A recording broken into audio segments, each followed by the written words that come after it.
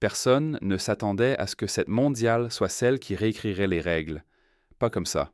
L'Argentine, la France, l'Allemagne, l'Espagne, les suspects habituels font comme toujours. Elles avancent, enchaînent les buts, répondent aux attentes et remplissent avec les pages sportives. Mais voilà ce que personne au siège de la FIFA n'a envie de dire devant un micro. Les géants ne sont pas l'histoire de ce tournoi. Ce sont les outsiders, les petits. Les nations qui n'étaient pas censées survivre au groupe, encore moins imposer le récit de toute la compétition, et, pour l'instant, ce sont bien elles qui mènent le spectacle, sans discussion. C'est le pire cauchemar politique de la FIFA, en plein jour, en temps réel, sous 1 milliard de regards. Revenons à la décision qui a rendu cela possible, et soyons honnêtes sur ce qu'elle cachait. Le président de la FIFA, Gianni Infantino, a poussé l'élargissement du tournoi de 32 à 48 équipes, et le vote a été adopté en janvier 2017. Les grandes voix du football européen ont explosé.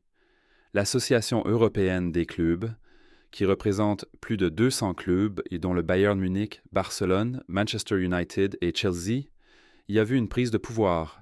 Le président de la Liga, Javier Tebas, a déclaré qu'Infantino agissait comme l'ex-patron discrédité de la FIFA, Sepp Blatter, en décidant seul, sans consulter ceux qui dirigent réellement le football. Le groupe de réforme New FIFA Now l'a dit sans détour. Une opération de captation d'argent et de pouvoir, destinée à consolider les voix des petites fédérations, les plus gagnantes, avec des places théâtrales supplémentaires en mondial. Le calcul cynique était là pour quiconque voulait le voir. Plus d'équipes issues de confédérations plus modestes signifiait plus de voix pour Infantino au congrès de la FIFA. Simplement. L'élargissement relevait moins du développement du football mondial que d'une consolidation politique au sommet de l'organisation sportive la plus puissante et corrompue de la planète. Une organisation qui, 10 ans plus tôt à peine, avait vu de hauts responsables arrêtés, inculpés et condamnés dans plusieurs pays, dans l'un des plus grands scandales de corruption de l'histoire du sport. Une organisation qui avait attribué des Coupes du Monde au Qatar et à la Russie, dans des circonstances que des enquêteurs de plusieurs pays ont mis des années à démêler. Pour quiconque observait la FIFA de près, cet élargissement s'inscrivait dans un schéma trop familier. Mais la FIFA avait aussi intégré une deuxième hypothèse, la discrète, celle qui n'apparaissait dans aucun communiqué, celle qui ressemblait à ceci. Oui, laissons entrer les petites nations, elles viendront, perdront leurs 3 matchs de groupe contre les puissances établies, rentreront tranquillement chez elles, et le tableau conduira quand même les Brésil, les Allemagne et les Argentines vers les demi-finales, là où les énormes contrastes télévisés entrent en scène et où circule le vrai argent. Les petits devaient l'en servir de décor, un décor coûteux et utile pour justifier l'élargissement politiquement et esthétiquement, mais un décor tout de même. Au lieu de cela, les petits sont arrivés et ont refusé de partir. Et toute l'architecture politique et financière de ce tournoi tremble désormais visiblement et inconfortablement. 9 des 10 nations africaines présentes dans cette mondiale ont atteint la élimination directe, 9 sur 10. Le Maroc, le Sénégal, le Ghana, l'Égypte, la Côte d'Ivoire, l'Afrique du Sud, le Cap-Vert, l'Algérie et la République démocratique du Congo. Tout un continent qui pulvérise l'idée qu'un plateau élargi signifierait des éliminations rapides pour les petites équipes. Seule la Tunisie n'est pas passée. L'Afrique du Sud a battu la Corée du Sud dans un duel direct pour la 2e place. Le Ghana a accroché l'Angleterre et l'a privé d'une phase de groupe parfaite. L'Équateur a stupéfié l'Allemagne. Les grandes puissances traditionnelles se sont heurtées à des murs qu'elles n'imaginaient pas trouver. Les critiques qui affirmaient qu'un tournoi à 48 équipes produirait des corrections et des matchs sans enjeu se sont trompés à l'envers. Le format élargi n'a pas dilué la compétition. Il a augmenté le nombre d'équipes capables de créer de la magie n'importe quel soir. Mais parmi toutes les histoires d'outsiders de ce tournoi, il y en a une qui touche plus profond que toutes les autres. Une histoire qui porte le poids de 52 ans d'attente, de 100 millions de personnes et d'une nation en souffrance réelle, et d'un moment si brut que des hommes adultes se sont effondrés en larmes. La RDC. Pour comprendre ce que les léopards ont accompli, il faut comprendre d'où ils viennent et combien le chemin du retour a été long. La dernière fois que cette nation a disputé une mondiale, c'était en 1974. Le pays s'appelait encore le Zaïre, sous le régime autoritaire de Mobutu Sese Seko, qui avait utilisé la présence de la sélection au mondial comme un outil de propagande pour son pouvoir. Ils étaient la première nation d'Afrique subsaharienne à participer au tournoi, un moment réellement historique, et cela s'est transformé en carnage sur le terrain. Ils ont perdu leurs 3 matchs. Ils ont encaissé 14 buts sans en marquer un seul. Le résultat le plus brutal fut un 9-0 contre la Yougoslavie. Ils sont rentrés chez eux, le monde est passé à autre chose, et pendant 52 ans, plus rien. Aucun retour, aucune mondiale, aucune scène. 52 ans, ce n'est pas une disette. Ce sont plusieurs générations de football muette. Et ce pays n'a pas pu s'appuyer sur la paix ou la stabilité pendant ces 52 années. La RDC a traversé des décennies de conflits civils, d'effondrements économiques et de violences persistantes dans ces régions orientales. En juin 2026, alors que la sélection nationale se préparait à jouer cette mondiale, l'épidémie d'Ebola dans l'est du pays restait sous attention internationale. Quand le Congo a tenu le Portugal en échec lors de son match d'ouverture, des récits ont noté que les supporters de Bunia, à l'épicentre de cette épidémie, avaient suspendu leur peur et leur deuil pendant 90 minutes pour célébrer un miracle de football. Voilà le contexte de cette équipe. Voilà ce que les léopards portent avec eux sur chaque terrain. Alors, lorsque le Congo s'est présenté à la mondiale 2026 aux États-Unis et a tenu le Portugal de Cristiano Ronaldo en échec un but partout dès son premier match, c'était déjà un miracle en soi. Une défaite 1-0 contre la Colombie les a ensuite poussés au bord du gouffre. Ils devaient abattre l'Ouzbékistan lors de leur dernier match de groupe ou rentrer chez eux. Une victoire et les Léopards atteindraient la phase des 32e pour la toute première fois de l'existence footballistique du pays. Mais avant même d'en venir à ce qui s'est passé sur le terrain, un détail de ce tournoi dit tout de ce qui est brisé hors du terrain et de ceux qui en portent la responsabilité. Le supporter le plus célèbre du Congo est un homme connu sous le nom de Lumumba Vea. Si vous avez suivi les Léopards pendant ce tournoi, vous l'avez probablement vu. Il ne saute pas, il ne crie pas. Il reste presque étrangement immobile pendant que tous ceux qui l'entourent deviennent absolument fous. Il est un symbole culturel de l'identité footballistique congolaise, le visage des tribunes quand joue avec les Léopards. Et pour le plus grand match de l'histoire moderne du football de son pays, il n'était pas là. Son visa pour les États-Unis a été refusé. Mesurons cela un instant. Ce n'est pas un cas isolé. C'est un thème récurrent et documenté de la mondiale 2026, devenue l'une des grandes controverses politiques du tournoi. Les États-Unis, sous l'administration du président Donald Trump, ont durci de manière agressive les contrôles migratoires depuis 18 mois. En janvier 2026, le département d'État a suspendu le traitement des visas d'immigration de 75 pays, dont plusieurs nations dont les équipes participent à ce tournoi même. L'administration a également annoncé qu'elle examinerait l'historique des réseaux sociaux de tous les visiteurs entrants.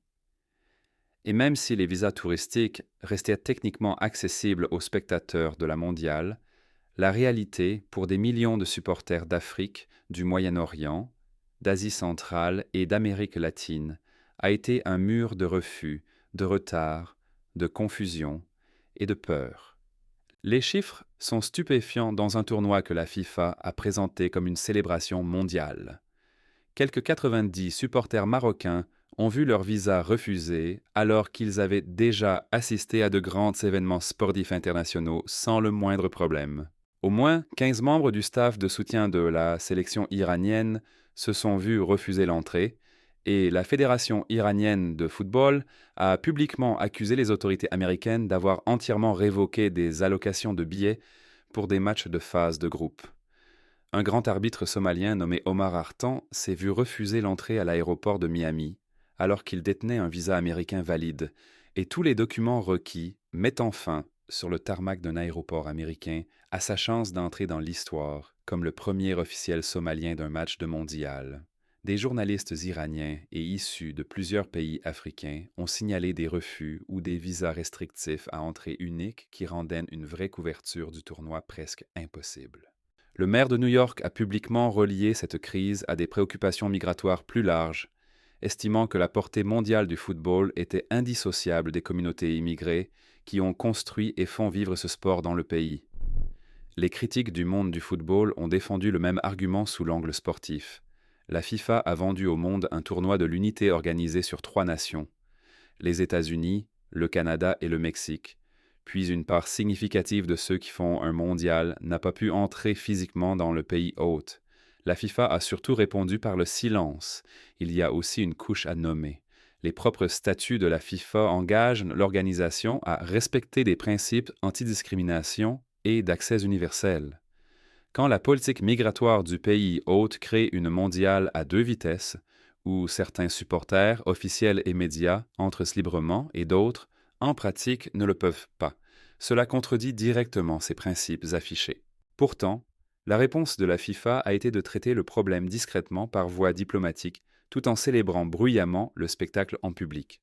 Ces critiques ivoinent la FIFA faire ce qu'elle a toujours su faire, protéger sa relation avec le pouvoir tout en commercialisant son produit auprès de tous les autres. L'espace vide où Lumumba Vea aurait dû se tenir immobile est devenu l'une des images fortes de la plus grande soirée du Congo. Et le contraste est brutal. Un tournoi qui parle sans cesse du pouvoir du football d'unir l'humanité avec son supporter le plus emblématique contraint de regarder depuis chez lui parce que l'appareil migratoire du pays hôte a dit non. Il restait un match.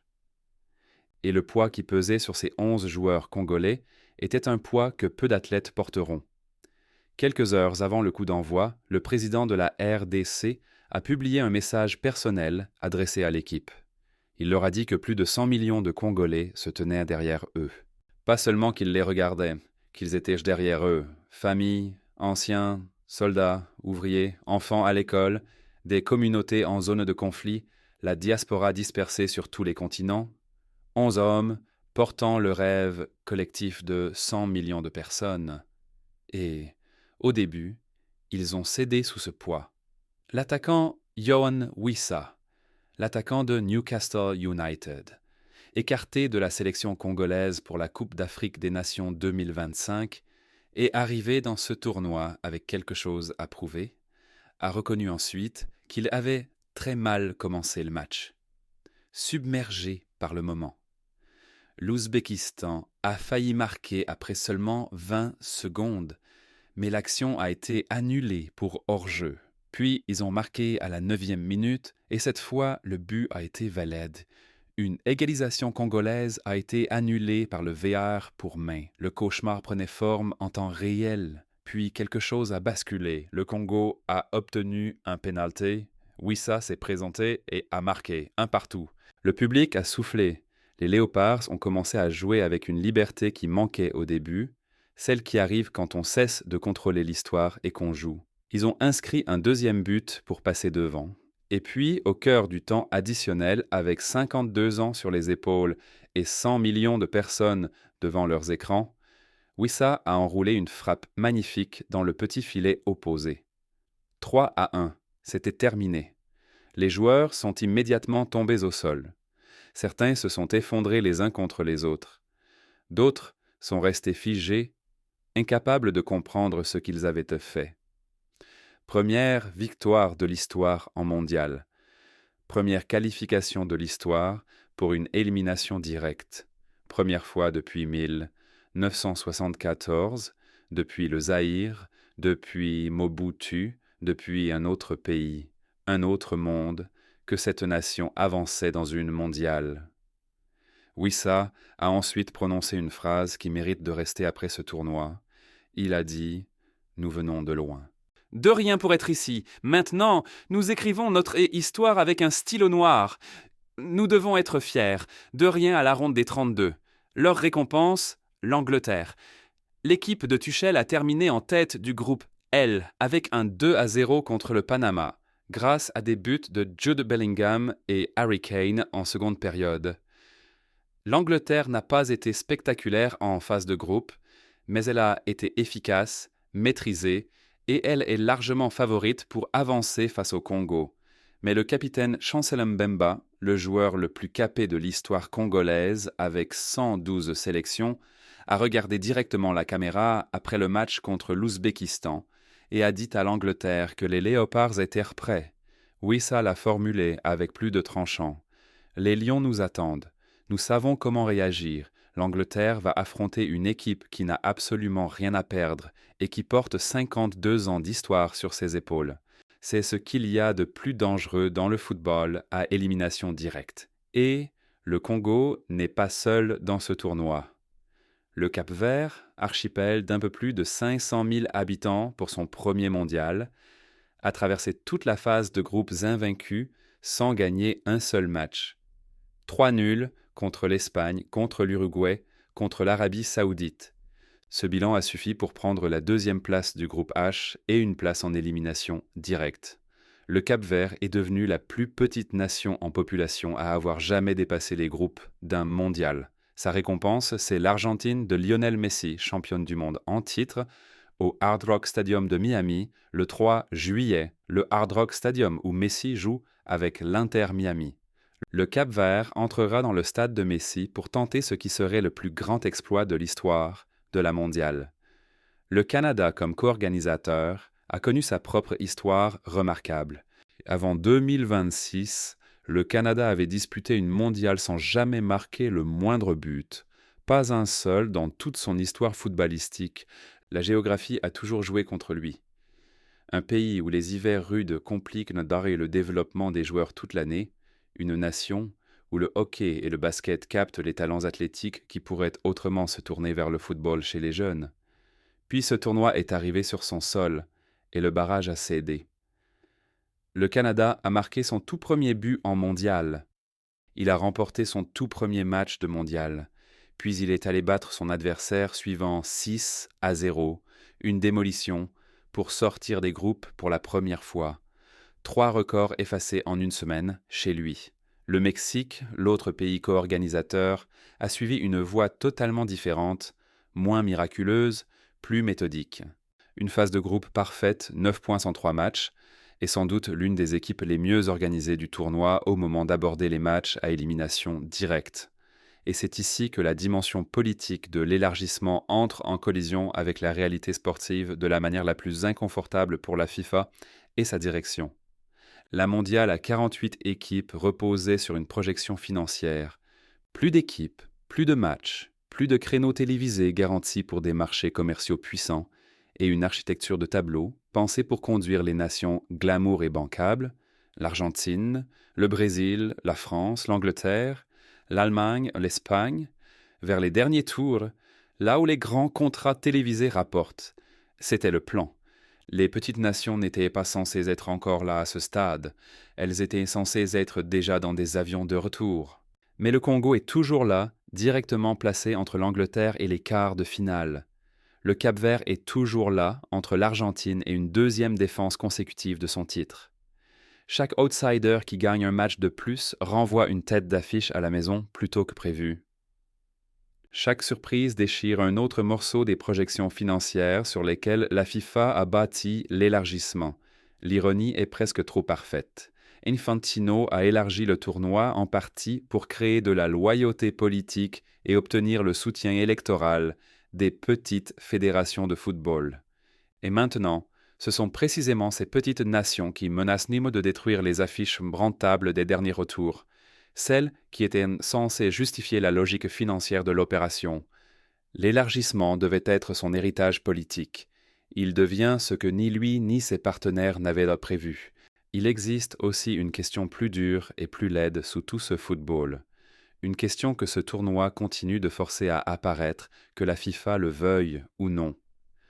La FIFA a choisi d'organiser la mondiale 2026 dans un pays qui, avant le coup d'envoi, a rendu de manière mesurable l'entrée plus difficile à d'immenses parties de la population mondiale. Refus de visa, tensions diplomatiques, durcissement migratoire, rejet d'accréditation.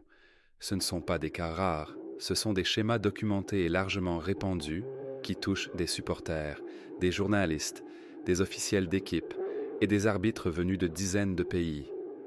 Et la FIFA, une organisation qui a passé des mois à vendre ce tournoi sous la bannière de l'unité et du football, pour tous, a largement baissé la tête et parlé le moins possible. La tension est réelle et impossible de la masquer. D'un côté, un tournoi qui offre un football réellement extraordinaire. Des outsiders refusant de disparaître, des nations qui écrivent l'histoire dans le temps additionnel, des moments d'émotion pure, exactement ce pourquoi ce sport existe. De l'autre, une organisation qui a laissé le supporter le plus emblématique d'une nation regarder seul, depuis chez lui, parce qu'un bureau des visas a dit non. Qui a laissé le moment historique d'un arbitre somalien s'achever sur le tarmac d'un aéroport? Qui a laissé 90 supporters marocains défaire leurs valises et regarder à des milliers de kilomètres? Les joueurs congolais ont quitté la pelouse en larmes, dans une incrédulité totale. 100 millions de personnes sont restées éveillées toute la nuit pour partager un moment qui avait mis 52 ans à arriver. Et Lumumba Vea a regardé depuis chez lui, à Kinshasa, parfaitement immobile, seul avec tout cela. La FIFA voulait un tournoi pour les géants, elle a obtenu un tournoi pour tout le monde. L'histoire qu'il raconte désormais, même lorsque ceux qui le dirigent préféreraient un récit plus calme, plus prévisible, dépasse tout score, tout tableau, toute projection de revenus. Et plus ces outsiders avancent, plus cette histoire devient assourdissante.